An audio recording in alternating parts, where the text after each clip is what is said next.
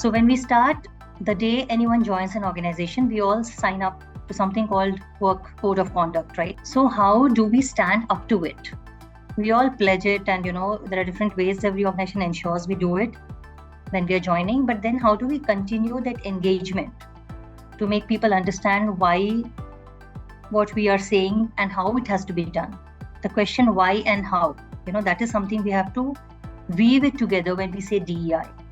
We have to look at, the whole employee life cycle, the whole process. We have to see what and where we can leverage technology to sustain the DEI for the organization, so that it doesn't remain, like a sort of a checkbox thing, that we are doing these programs and so this is DEI, because DEI can never be a program. It's value.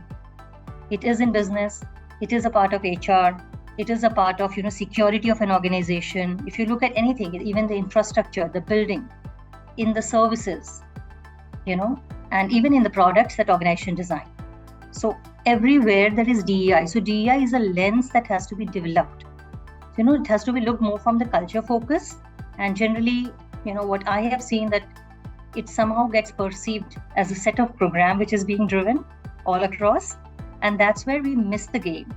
But there are many organizations who have been able to draw those connect also. So I think there is a lot of learning by doing is what every organization has to do. Because DEI, there is no standard framework. We can't say that, okay, this is the template and we all will start doing it and we achieve it. No, it doesn't happen. It varies from businesses, it varies from location, it varies from the genesis of the organization. Which country it started, who started it, the culture gets from all those very finer tenets. And we really need to be looking at that story, weaving it, understanding which is the stage organization is in, and then start, building from there, because it's a journey.